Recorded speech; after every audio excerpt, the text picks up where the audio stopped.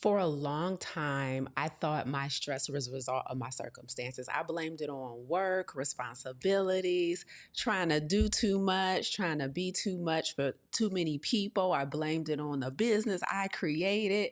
For so long, I thought stress was circumstantial. And if you would have asked me 5 years ago what the source of my stress was, I would have given you a convincing argument about external circumstances. I mean, I'm smart, like many of you. And so my excuses and my explanations and my descriptions are very, very convincing. But over time, I had to confront something that was very uncomfortable, that has been uncomfortable for me, and I'm sure it's uncomfortable for a lot of you. And that is that the majority of my stress wasn't coming from my schedule. The majority of my stress was not coming from work. It wasn't coming from responsibilities. It wasn't coming from commitments that I had made to other people. The truth of the matter is that the majority of my stress was coming from self-betrayal.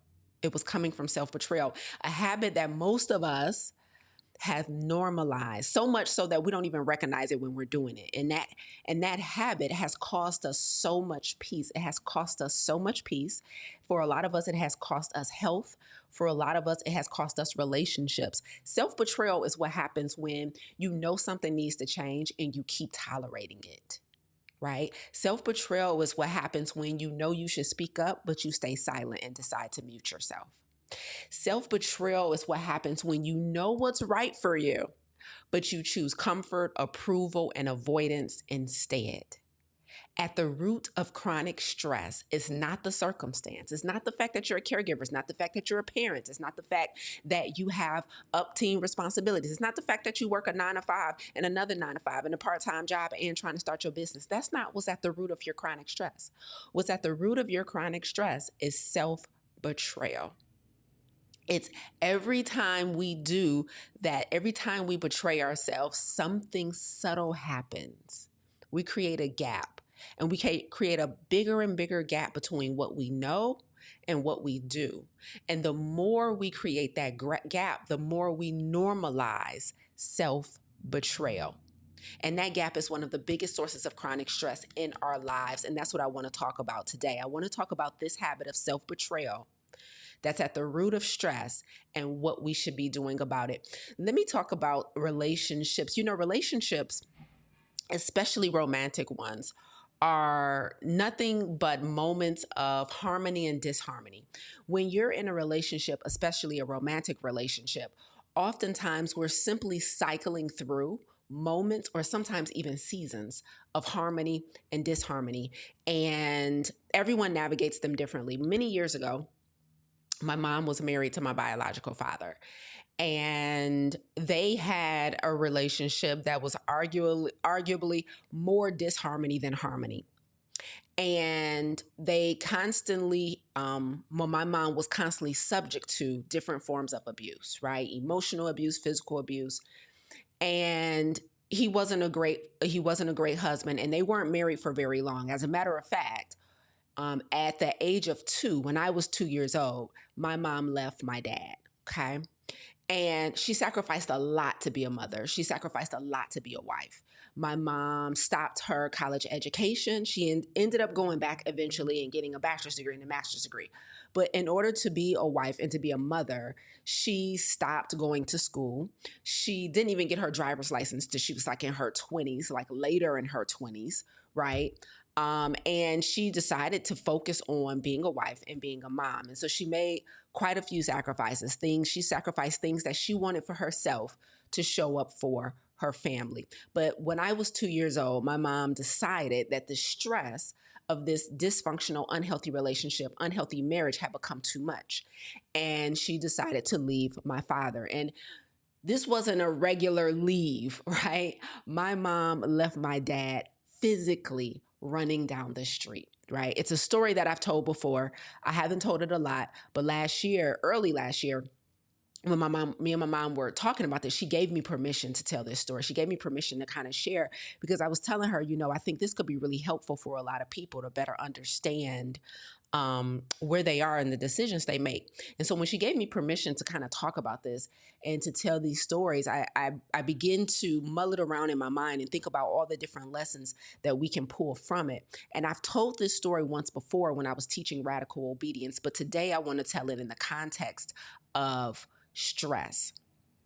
So my dad was physically abusive to my mom, and as some of you, many of you probably know about domestic violence, it's never a one-time thing, right? It's an ongoing thing. And so after so many moments and seasons of disharmony between my mom and my dad, when I was 2 years old, I was at the daycare on this particular day. This is the day that my mom decided to leave my father.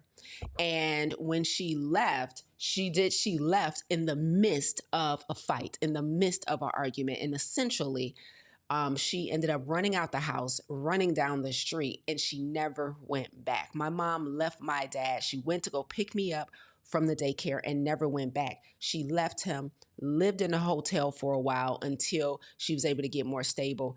And she made a huge sacrifice in order to make sure I was safe. I mean, I can only imagine what would have happened if she had decided to stay any longer than she did. But when I was 2 years old, she decided to leave.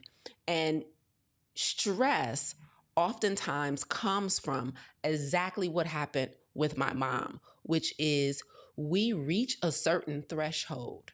We reach the upward limits of our tolerance for something. And it is that at that point that we have to make a decision. And when we get to that tolerance, when we get to that threshold, for things like abuse, for things like disharmony in relationships, it is then when we are faced with sometimes an ultimate decision. And so whether or not something stresses you out depends on your threshold. And that's what I'm going to break down for you guys today. It depends on your threshold for things like disharmony. Whether or not something stresses you out depends on your threshold for things like disappointment. Whether or not something stresses you out depends on your threshold for things like conflict. Whether or not something stresses you out depends on your threshold for things like feast or famine, right? Having little money, having lots of money. Whether or not something stresses you out depends on your threshold for breaking the rules. Depends on your threshold for chaos versus structure and organization. And as we're going through this today, and I'm teaching you that the root cause of chronic stress is not your circumstance, I want you to listen very closely, and I want you to ask yourself, what's my threshold? And where have I compromised my own threshold? Where have I surpassed my upper limits for my tolerance for a certain thing? Because I can guarantee you that is at the root of your chronic stress. So let's start here with the difference between acute versus chronic stress. And before we go any further, make sure you have your emotional support team, because I'm going to be talking about entrepreneurship today. I'm going to be talking about relationships today.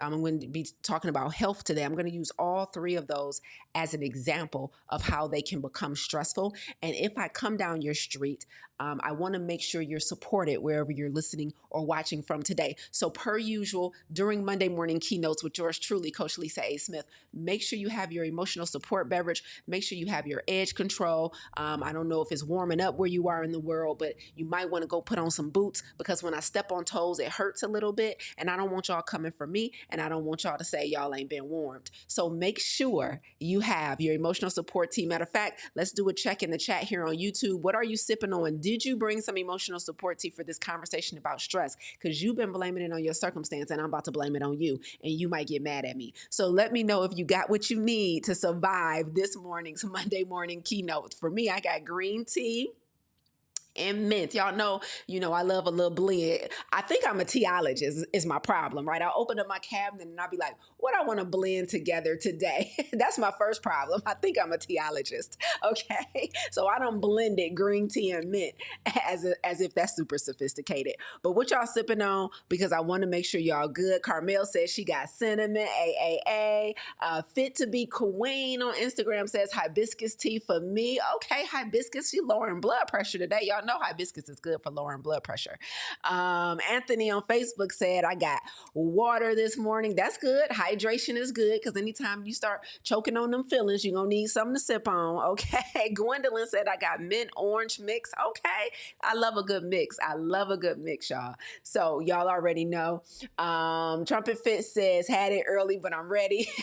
Okay. Let's go. Let's go. Late Bloomer 39, plain mint tea. Is that Diana? What's up, Diana? Plain mint tea, 7 butterfly sail water. Okay. Stacy got that celery juice. Stacy always doing something extra fancy. Extra fancy. Oh, Kiwi said I'm back on my mushroom coffee this morning. Okay. Y'all sipping real good. Now get ready because I'm about to come down a couple of streets. And I don't want no problems. Don't blame it on me.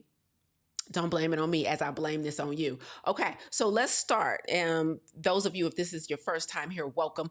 If you're listening to the replay, shout out to you. I'm Coach Lisa A. Smith, founder of Clarity, a community dedicated to optimizing the health of leaders, entrepreneurs, and helping them to eliminate chronic stress versus just management. I don't believe in managing something that can be eliminated. I don't believe in managing something for which there is a cure for.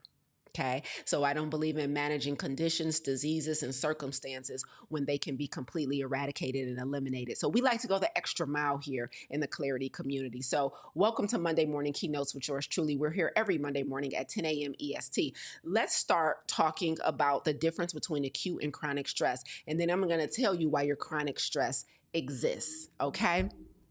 Listen, first of all lives are going to come with some dose of stress. All of us are going to experience stress. And so what I'm not advocating for is a completely stress-free life. Matter of fact, that's not even healthy.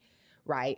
Just like inflammation, like we know inflammation is not good, but did you know that inflammation has a use and that it is also not good to never have inflammation, right? Inflammation is a signal and it tells us where to take our attention in our body. So stress is the same way. Stress is a signal and it tells us where to take our attention. And so what I'm not doing is saying that we should always be stress-free. That's not even realistic. However, when I teach stress, I want to make sure you guys understand that what I'm advocating for is the elimination of chronic stress, whereas acute stress is a normal part of life. So one example that I used almost all of 2025 was me writing my book. Now it's out of my hands now and the editor has it. So I'm stress-free when it comes to my book.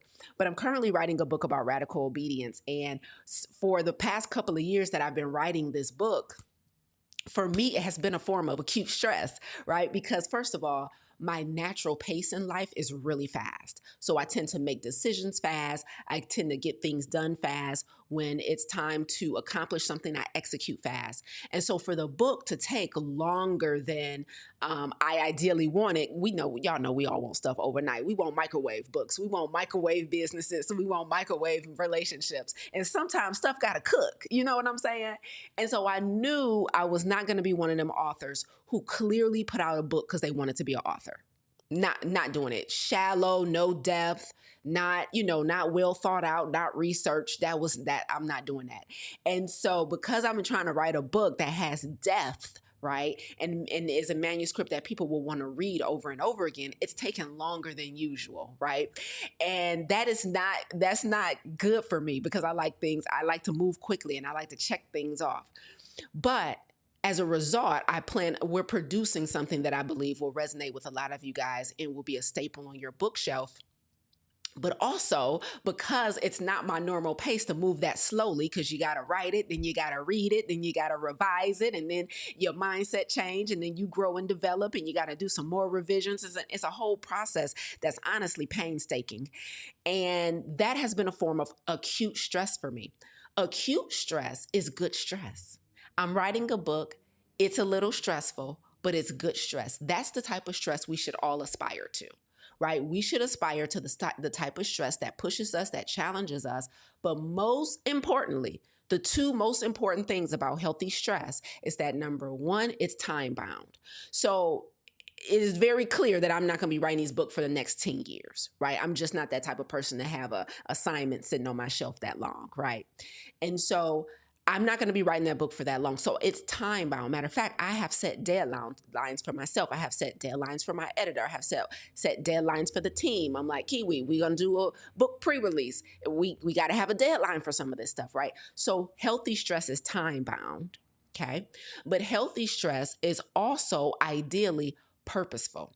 That means it is linked to something meaningful. So the book obviously is linked to something meaningful. Now, you can also have acute stress that's not necessarily super meaningful and purposeful, but it is time bound. That looks like something going wrong with your car, or a repair around the house, right? Or a loss, or some unexpected event happens to somebody close to you, and you got to be there for them, and you got to rearrange your schedule for that. That's acute stress. Maybe you're planning a wedding, or you're planning a project, or you're planning a launch of a business or a launch of a product, right? That is acute stress. It's probably busy. It's a lot of decisions to make. Maybe it's costing you a lot of resources. That's healthy stress. So I'm not here to teach you how to be stress free. I want to be clear about that. I'm here to teach you how to eliminate chronic stress. Now, while acute stress is healthy, ideally time bound, ideally purposeful and meaningful, it pushes you out of your comfort zone and helps you to grow. Chronic stress is just the opposite. Chronic stress, the type of stress that we're going to be talking about today, is not time bound. That means you have something in your life that's causing you pressure, overwhelm, taking up a lot of mental real estate, and you have no idea how to get out of it. You have no idea what to do. You think about it constantly. It's eroding your quality of life, and you have no idea how to get out of this circumstance, how to get out of the situation. And more importantly, you can't see an end in sight. You're like, I'm a caregiver. I'm a parent. I'm working this 9 to 5, and it's got to pay the bills. I don't see a way out, but I hate it here. I don't see a way out anytime soon, but I hate it here. Like, I need this to change because maybe I've been sacrificing my health. I've been sacrificing myself. I've been sacrificing my well-being, and it's causing a lot of disruption in my mental health. It's causing disruption in my physical health. It's causing disruption in my quality of life. It's causing disruption in the quality of my relationships. That type of stress kills. Chronic stress kills. Chronic stress can take 3 to 5 years off of your life. That is the type of stress I am talking about today. If you got it, drop a 1 in the chat so that you won't come on here talking about, no, but it's impossible to be stress-free.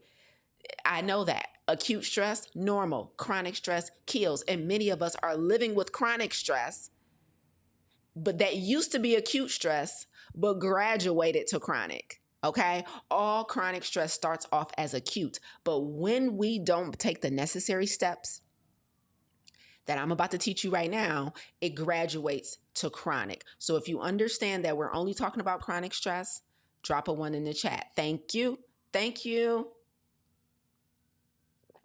Beautiful. Okay.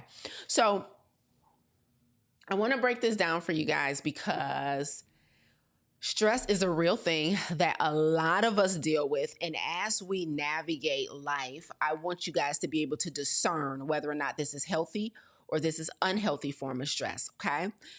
Here's what I need you to know. And this is the biggest takeaway, is that at the root of chronic stress is self-betrayal. But what type of self-betrayal?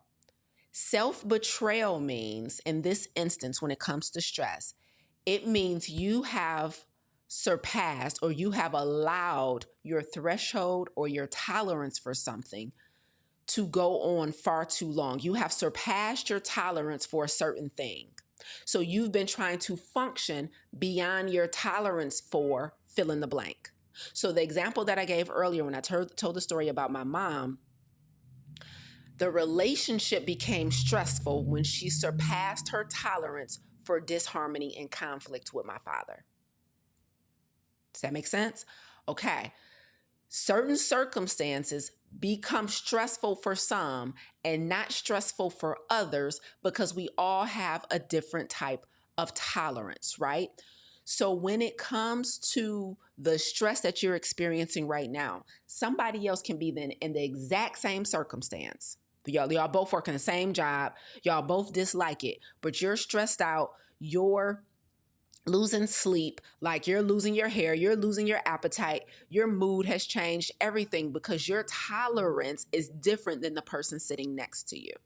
So whether or not something graduates to chronic stress, the type of stress that kills you, Depends on your tolerance for things like feast versus famine. Some people can tolerate going a long time without having money.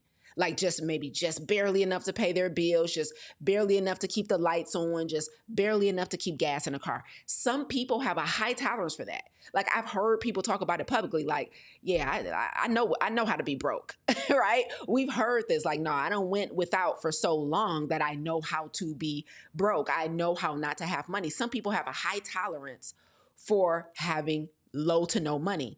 Other people have a low tolerance for it. So you two people can have the same amount in a bank account and one is stressed and one is not. Why? Because stress doesn't depend on the circumstance. It depends on your tolerance. It depends on your threshold, right? Let's use another example. Some people have a high tolerance for uncertainty and unpredictability, while other people have a low tolerance for unpredictability. Meaning, and I'm giving you a perfect example, this is entrepreneurship, right?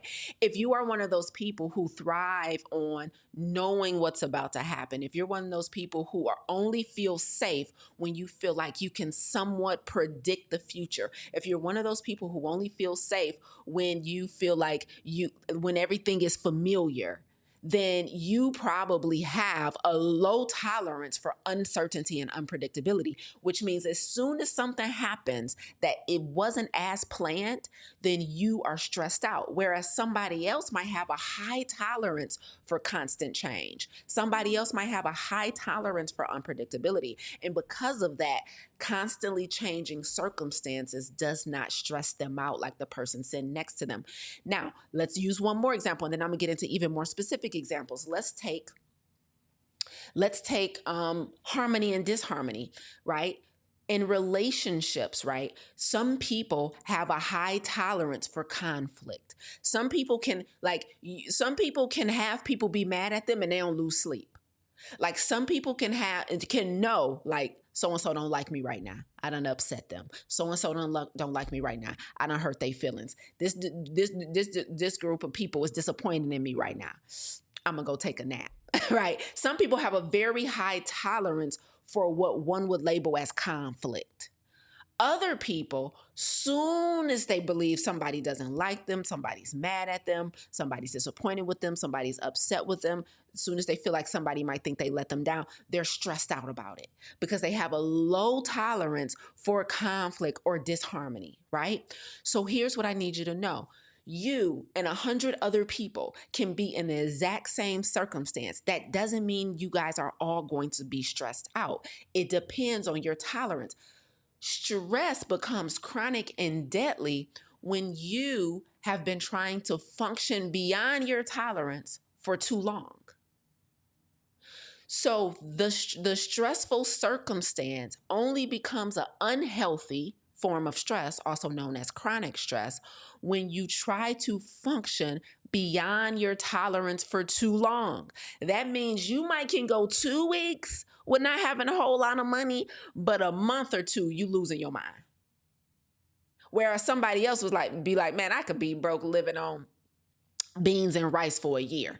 Like, I know how not to have money. I know I'm resourceful. I'm a survivalist. I know how to. Well, somebody else is like, I don't feel comfortable when my bank account gets below this. You see what I'm saying? So what am I saying? The reason the chronic stress is your fault is not because of what your tolerance is. It's because you've been trying to function beyond your tolerance for too long. If that makes sense, make sense in the chat. Nobody's tolerance or threshold is right or wrong. You're not wrong if you prefer a certain amount in your bank account. You're not wrong if you can handle higher levels of conflict. You're not wrong if you can only handle lower levels of conflict. What I'm saying is you're wrong when you try and function beyond that tolerance level for too long, meaning you are not recalibrating, right? You are not bringing the situation back down to baseline. And so now you stressed out. Your stress comes from self-betrayal. You know you get stressed out when you get this much money. You know you get stressed out as soon as you have some disharmony with somebody in your life, with your mom, with a kid, with your partner.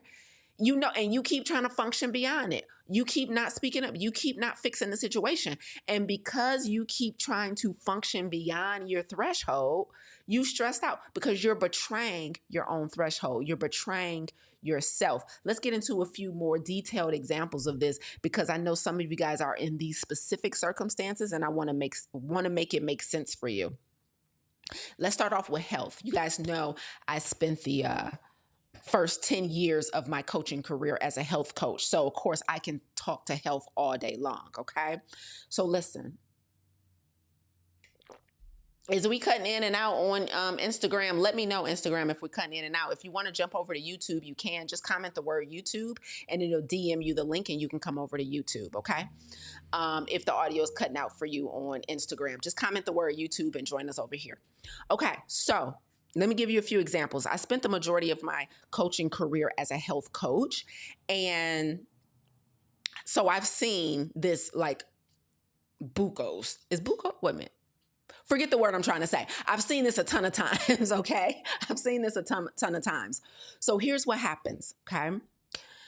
Your health journey, everyone's health journey, is nothing but a amalgamation, a culmination of celebration and disappointment. Celebration and disappointment. Over and over again. That's what the health journey is. Like if you're on a weight loss journey, if you've been diagnosed with something, like if you have blood pressure issues, if you have cholesterol issues, if you have let's say blood sugar issues, if you have an autoimmune condition, if you have aches and pains, if you have some type of gut issues, IBS, something like that, right? I need you to know that whatever you're working toward in your health, it's going to be nothing but a constant journey, ups and downs, peaks and valleys, ebbs and flows of celebration and disappointment over and over again. Like what we think is going to happen or what we want to happen as soon as we start eating right, as soon as we start exercising, as soon as we start drinking water, as soon as we start going to bed earlier, like as soon as we take fried foods out of our diet, get rid of the sugar, get rid of the dairy, get rid of all the inflammatory things, we expect all of our results to go up and to the right. Like we're like, it's nothing but up from here, baby. Like the weight about to come off, my blood pressure about to stabilize, my cholesterol gonna be good, my gut going away, the definition in my arms coming back, the mental clarity coming back, the brain fog is gonna lift. Like we expect that when we start a health journey, baby, I'm doing everything right, so my body should do everything right. I'm doing everything right, so my blood work should reflect everything right? And we think it's gonna be up and to the right. And what happens inevitably is that's not what happens. If we get disappointed, some weeks we step on the scale, it ain't moved. Some weeks we step on the scale, it went in the wrong direction. Some months we go to the doctor and our blood work says ain't nothing changed. Sometimes we go and get our blood work and we're like, it's slightly worse. Now we think we doing all the right things, right?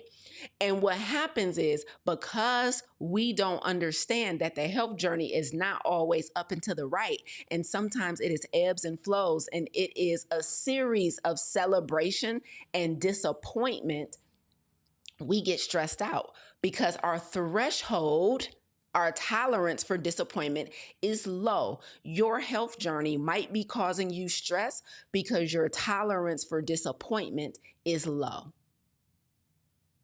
We have students who take our plant-based coaching program. We have students who take our 30-day vegan challenge and they go to the doctor after a month or after several months after giving what they consider to be their best effort, only to find out their numbers still aren't optimal. And that stresses some of them out. Why? Because those individuals have a low tolerance for disappointment. Now you have other people who they get on the scale and that ain't moved, or they go get the blood work and that hasn't changed as much as they want, and they don't break a sweat. They like, you ain't gonna conquer me. Keep going, let's get it. Right? Those individuals have a high tolerance for disappointment. So stress is not a result of your circumstance. Somebody else got on the scale today too and it went in the wrong direction. That doesn't mean they're stressed out too. It is based on your threshold. It is based on your threshold. Let me give you another example. Long-term relationships. Romantic, whether it's a relationship, like, just unmarried or married, right? Relationships are often nothing but a series or sometimes seasons of harmony and disharmony. Your relationship might be stressing you out if you have a low tolerance for disharmony. Your relationship might be stressing you out if you have a low tolerance for conflict. Conflict is not always a bad thing. Disharmony is not always a bad thing. As a matter of fact, most relationships grow the most in moments of disharmony. Sometimes some of the best things that happens for the relationship happens in moments of disharmony. But if you have a low tolerance for conflict, if you have a low tolerance for disharmony, your relationship might be your number one stressor right now. Let me give you one more example, and then I'm going to briefly tell you how to fix this, okay? Let me give you another example. Hold on to your hats, business owners. Hold on to your hat, current and aspiring entrepreneurs, okay? I have been in business for myself since 2015.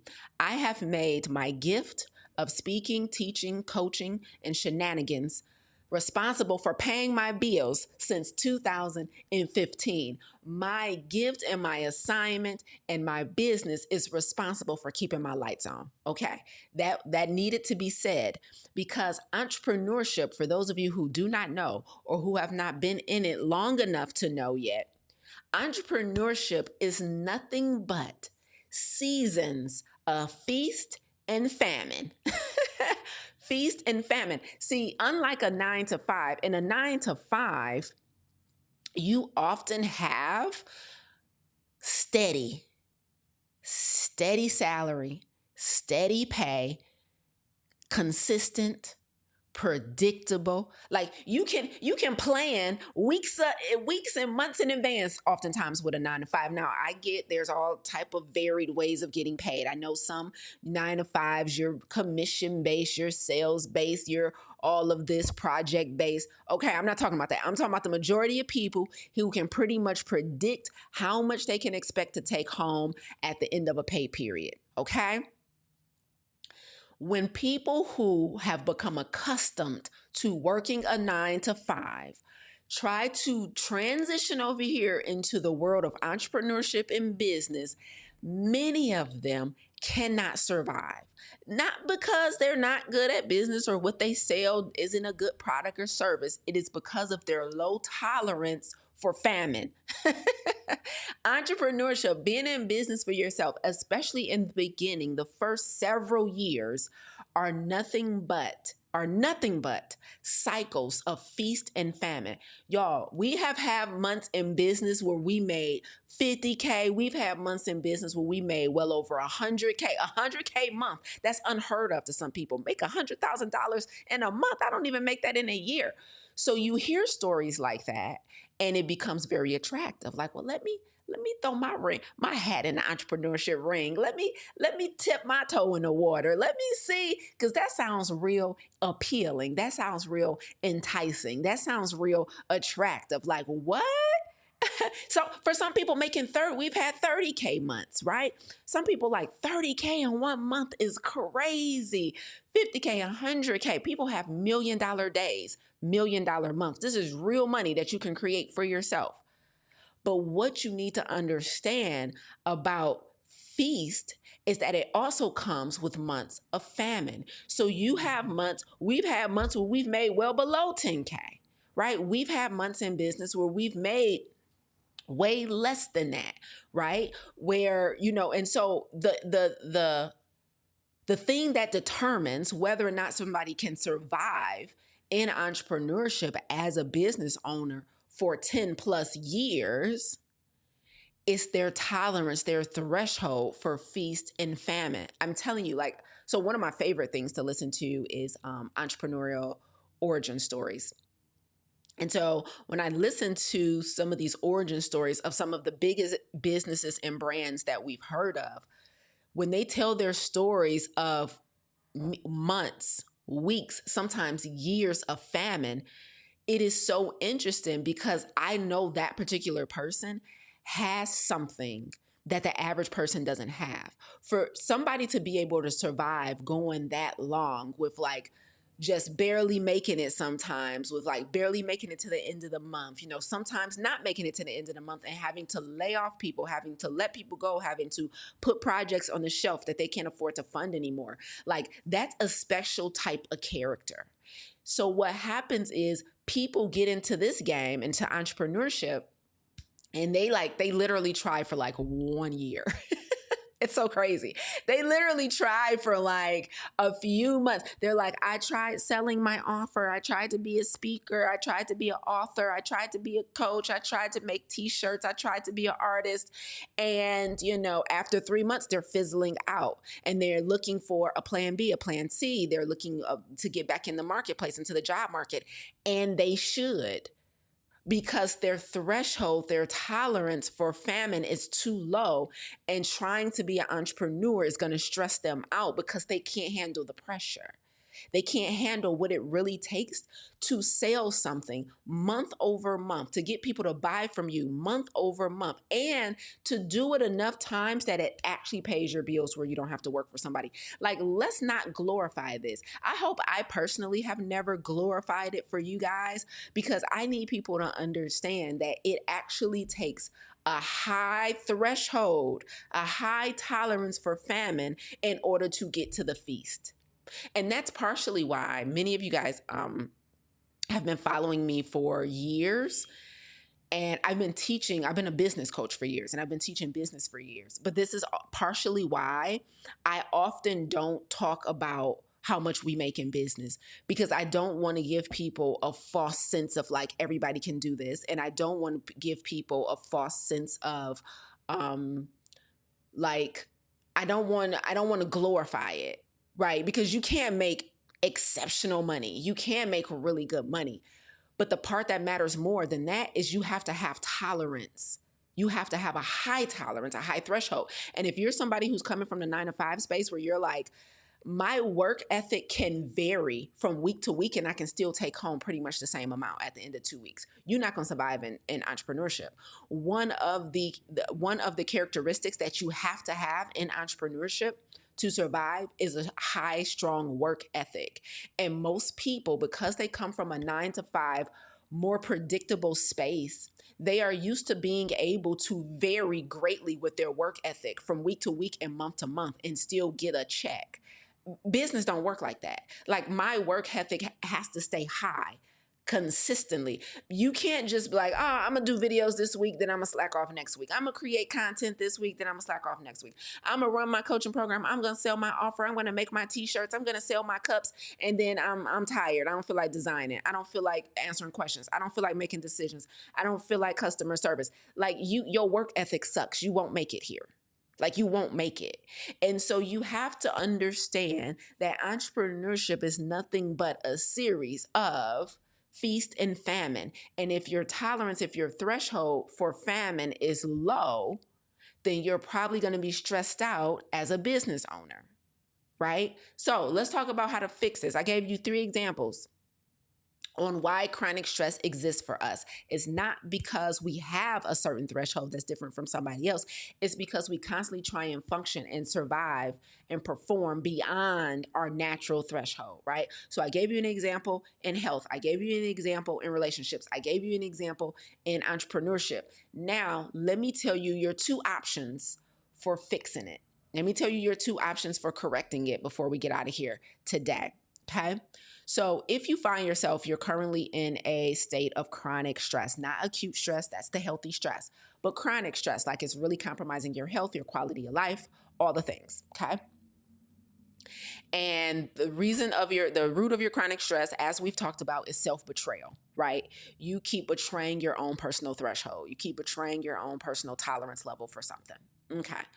There's 2 ways you can fix this, okay?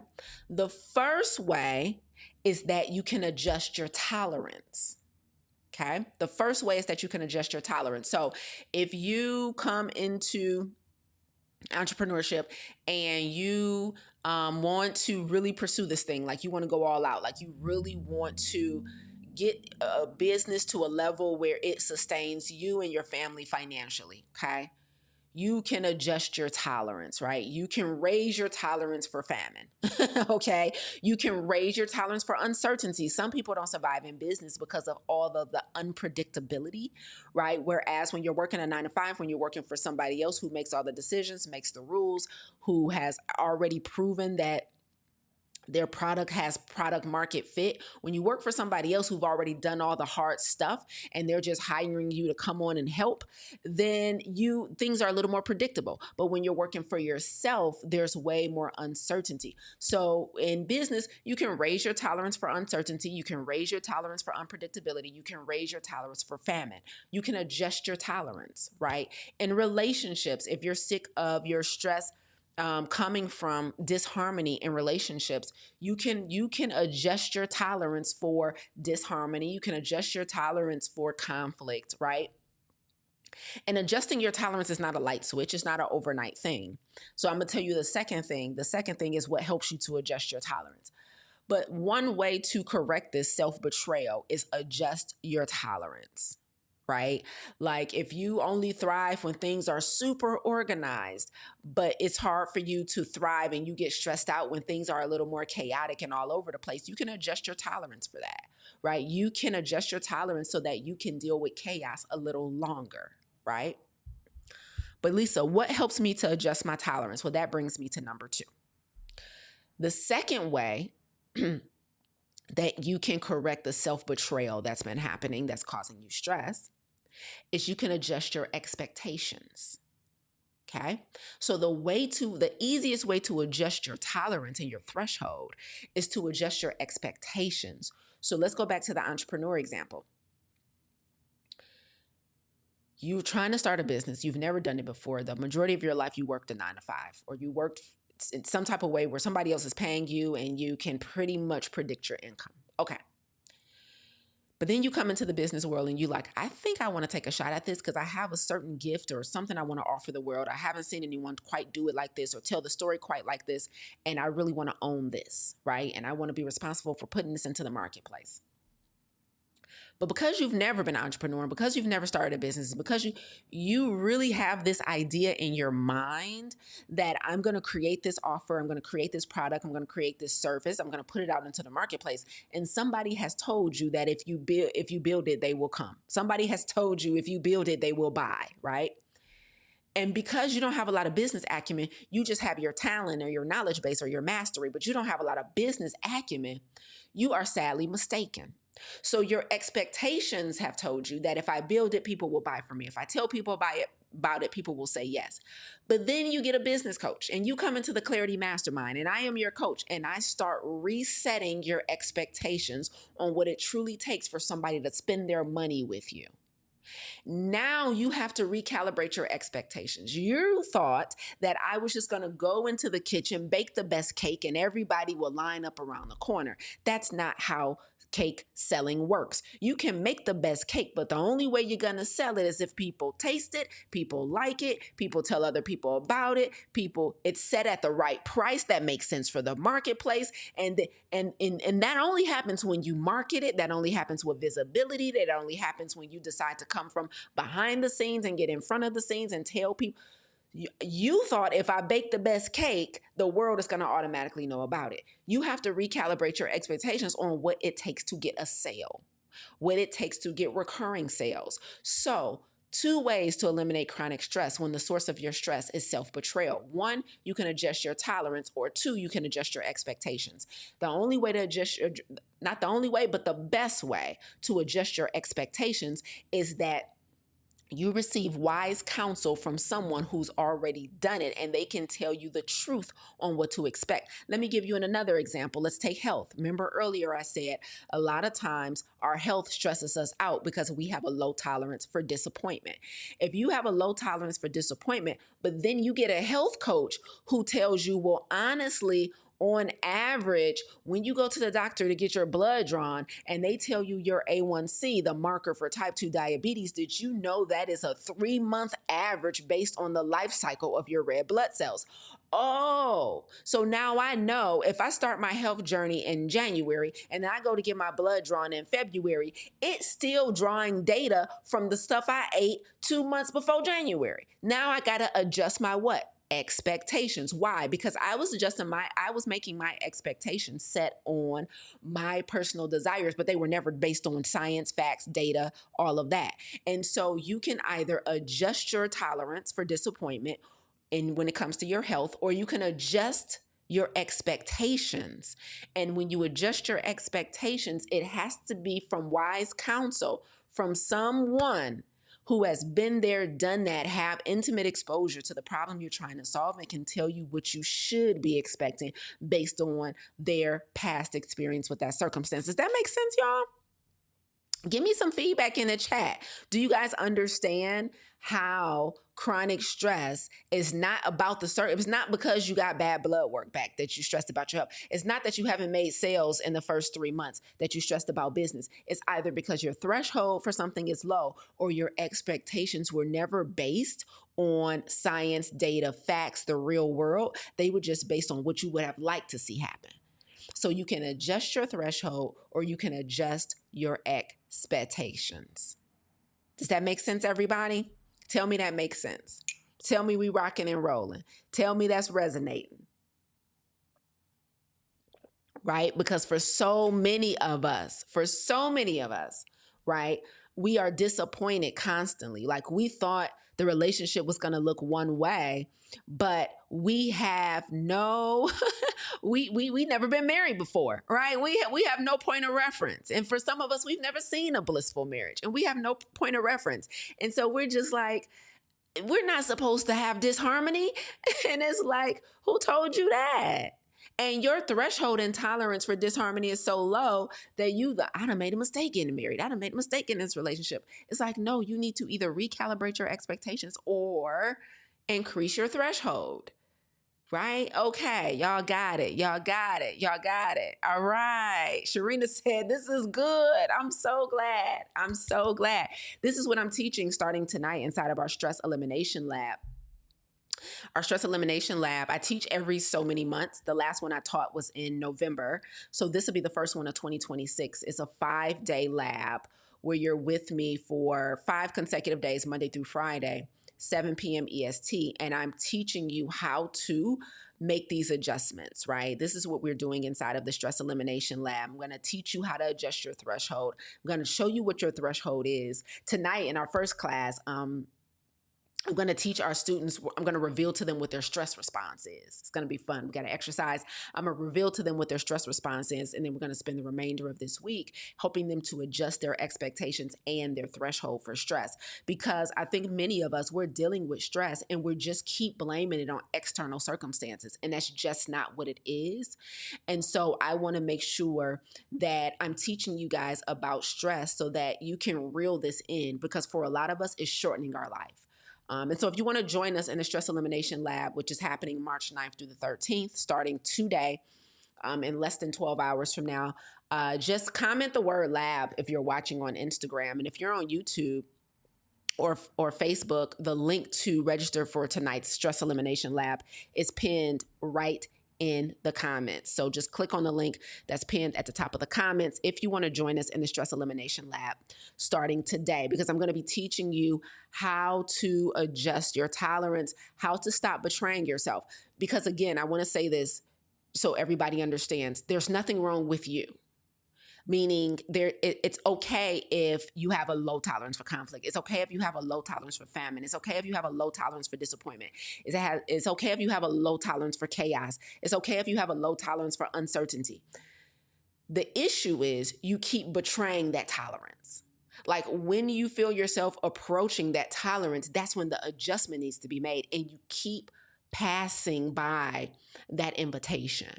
Right? You keep ignoring that invitation to make the adjustment. Like, if you have a low tolerance for chaos, soon as you're approaching that point where things are getting too out of control, when there's not enough organization to make you feel comfortable, that's when an adjustment needs to be made. And that's where a lot of us are dropping the ball. And so it's in that moment when we're not speaking up, when we're not making decisions, when we're not advocating, that we feel the stress and we keep trying to survive past that threshold.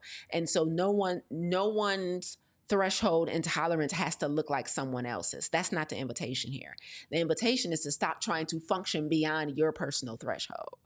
And that's what I want for all of you guys so that we can eliminate chronic stress. So it's not about the job. It's not about the relationship. It's not about the money. It's not about the disappointment. It's not about the health status that's causing you stress. It is trying to function beyond your threshold. And so if you need help with this, I want you to join us inside of the Stress Elimination Lab starting today. The Stress Elimination Lab starts today, March 9th, 7 p.m. EST. You'll be with me every day this week inside of the Stress Elimination Lab, March 9th through the 13th for about an hour and 15 minutes. Just give me about 6 hours. I'm going to get you together. 6 hours with me. I don't know how to do an evil laugh. I ain't got that in me, but 6 hours with me snatching your edges, and we're going to make it happen. So if you're interested in joining us in the Stress Elimination Lab, we would love to have you. Here is the link again. Let me drop it for you guys here on YouTube so that you can come get this work. As I do that, guys, drop your takeaways in the chat for today. Drop your takeaways. What was for you? Did you better understand now why your stress is not about the circumstance, but about self-betrayal? I would love to hear what the biggest takeaways were. You guys know that's the fee for free around here, right? I come on every Monday, do a keynote at no charge to you, but I would like to know what the takeaway was for you, right? So shout out to Gwendolyn. Gwendolyn says, get to the root, self-betrayal and what's the threshold. Very good, Gwendolyn. Very good. Y'all give me some more takeaways in the chat. And make sure you're registering for the Stress Elimination Lab. We literally are starting in 8 hours. 8 hours. We're kicking this thing off. Shout out to Stacy. Stacy said self-betrayal. Call a thing a thing. Adjust my expectations from wise counsel. Yes. Very good. Very good. We set expectations. The expectations don't get met. We get disappointed and stressed out when the original expectation wasn't based on anything that was realistic. We just like, I want it to happen in this time frame. I want it to look like this. I want it to feel like this. But did you get wise counsel who could help you? So let's see. And guys, ask me some questions too about the lab if you have any. They're asking questions on Instagram. Let's see. Trumpet Fit says, just comment the word lab. Will it be only today? The lab is 5 days. But today is the last day to enroll because after tonight, the enrollment will close because I keep the cohort together. So you can't join like tomorrow. So the Stress Elimination Lab is 5 days with me, Monday through Friday. It's going to close today. Once you're in, then you got to get in before 7 p.m. EST today. And then the lab closes because I'm going to lock in with these students for the remainder of the week. So you can't join the lab late because it's only 5 days. So I can't afford you to miss anything, right? You got to do the work starting from day one. And you'll be with me for an hour and 15 minutes a day, Monday through Friday, 7 p.m. to 8:15 p.m. EST. Okay. Trumpet Fit, you should be able to just comment the word lab and then it'll DM you the link. It's also in my bio on Instagram. But if you comment the word lab, it should DM you the link. Okay, let's see. I have a couple more takeaways. Shout out here to Sharina who says everyone's tolerance is different. Right. I need to stop trying to function beyond mine. That's it. That's stress. That's stress. Sometimes we think it's about the circumstance and it's just not about the circumstance. So I'm so glad you got that takeaway. Deborah says, make sure I don't put higher expectations on other people than I would on myself. Yes. 100%. 100%. Diana says, can I get the replays? The replays to what, Diana? Are you talking about the Stress Elimination Lab? Because if you're in the lab, if you're registered for the lab, you will get the replays, right? But if you're not registered for the lab, you won't get the replays. So what are you asking for the replays to? I'm assuming it's the lab. And if so, you have to be registered for the lab to get the replay. Okay. You got to be registered for the lab to get the replays. Replays are available during the week you're in the lab with me. Okay. I taught the lab several times last year. This is the first one of 2026. Somebody asked the other day, when's the next one? I don't know. I know it won't be next month. We're not going to have a lab in April. Probably won't have a lab in May either. So it's going to be several months before the next lab, right? So if you don't get into tonight's stress elimination lab, this week's stress elimination lab that's starting today, then it's going to be a while. Joyce says, don't compare my tolerance level to others. That's it, right? Don't look at somebody else and be like, how can they do business, but I can't? They have a higher tolerance for famine. They have a higher tolerance for uncertainty and unpredictability. Some people can really thrive without knowing the next 5 steps. Others of you struggle if you can't see like I can thrive on like not knowing what's about to happen next. Like I can thrive with it. Some people, like, we need so much predictability. We need so much certainty to feel safe, right? And other people don't need as much certainty, right? But that can be adjusted. Here's the thing. Whatever your tolerance is, it's not right or wrong, as I mentioned. But I want you to know that it can be adjusted, right? Your tolerance can be adjusted. Like it's going to be scary at first, but because if you want to adjust your tolerance for uncertainty, for example, the way you do that, I'm not about to give y'all all the tea that I'm giving away in the lab tonight. Plus, we ain't got that much time. But the way you adjust your tolerance for uncertainty, for example, is through strengthening your faith muscle. The way you strengthen your faith muscle is by taking small risks that don't feel as consequential as the bigger risk.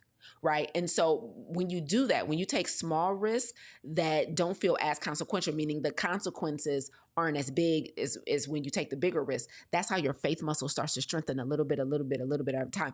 You keep surviving smaller risk taking. And the more you survive smaller risk taking, you begin to build up your tolerance for bigger risk taking, which means you're building up your tolerance for uncertainty. Right. And so that's how, so there is strategic ways to raise your tolerance for something. And so wherever you are today, it's not where you stay. Like you're not born with the amount of tolerance and the threshold that you're going to have for the rest of your life. Won't he do it? Praise God. So your tolerance can be adjusted. Your threshold can be adjusted, right? But it does take some work, like anything does. But where you are is not where you have to stay. And if you are constantly betraying your own tolerance and betraying your own threshold, just know that that's the cause of your stress. It is not the circumstance itself. And there's something you can do about it. Okay. Lachey said, my takeaway is know your limits and don't go above that. It will cause stress. Yes. Know your limits. Don't go above it unless the thing you're trying to do requires you to go above it. And then you got to adjust your tolerance. So if you know your, tolerance for famine, but you want to be an entrepreneur, like not going above it could mean staying in your 9 to 5, or not going above it could mean raising it. Right. So that because you're like, I'm adamant, Lisa, I want a business. I want to be an entrepreneur, but my tolerance for famine is low. My tolerance for uncertainty is low. My tolerance for rejection is low. When I get so many people tell me no to a sale, my feelings hurt. I'm stressed out. I want to go bury my head in the sand. If your tolerance for rejection is low, you're going to be struggling in entrepreneurship. You know how many times you got to be told no to make $100,000 in a month? So your tolerance for rejection might need to be lifted. Your tolerance for famine might need to be lifted. Your tolerance for uncertainty might need to be lifted. And if you want a business, so you can either not go above your limits, but just work a 9 to 5. Or if you want the perks and the freedoms that comes with entrepreneurship, then you're going to have to raise your tolerance. That means you got to go out here and get told no until it don't hurt no more. Right? You know how many of y'all I'm telling y'all about the lab, and how many of y'all not going to take it? I don't care. But I know the people who going to be with me this week is about to be blessed. Right? And so everything is up to you. Everything is up to you. Everything is up to you. Okay? Let's see. You don't need to see the whole staircase. You just need to take the first step. Shout out to Martin Luther King Jr. Let's go. Deborah up in here with the quotes. That's it. But that's hard for a lot of people, Deborah, because a lot of us have been reared in systems that are meant to be predictable. Many of us have been reared in structures and systems like school, right? There's so much structure there's so much predictability when you're coming up in school, and then you're raised to go get a 9 to 5, and you're taught like this is the order of operations. Like you graduate from high school, then you go to college, then you get a job, then you do this. And so we're raised in these systems where things are predictable. Like, okay, I'm gonna do this, and then the next step is to do this. And so many people have, been in those systems. And so when we get out of that type of system and we get into a system where there's not as much predictability and nobody can guarantee you a certain thing, it's harder, right? And so it's just harder. And so we have to understand that it's the threshold piece that makes a difference. Latanya on Instagram says, can you help me? Lost job. What do you mean, Latanya? What type of help are you seeking? What type of help are you looking for? Are you talking about stress? Are you looking, are you trying to get hired by somebody? Or I don't understand. So it's this, I could help you, but I need a better context around your question. Tamika says, let me see what Tamika says. Tamika says, based on my tolerance level, entrepreneurship is probably not for me. Now, I will say this, Tamika, because this is a great comment. So let me just say this. Based on your tolerance level, entrepreneurship might not be for you, which is perfectly fine as long as the assignment is not being compromised, right? So can the assignment, here's the question to ask yourself, Tamika. Can the assignment, whatever it is, still be completed and turned in without you being an entrepreneur? That's the question. Because sometimes the solution is not always to, well, I shouldn't do that because my tolerance is low.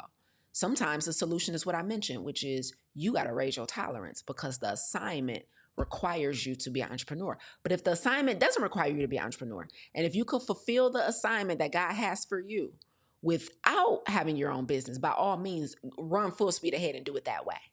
By all means. So when we're looking at the two solutions that I provided today, which is, Lisa, should I adjust my tolerance or should I adjust my expectations? The question that kind of sits in the middle of those two options is, what does the assignment require?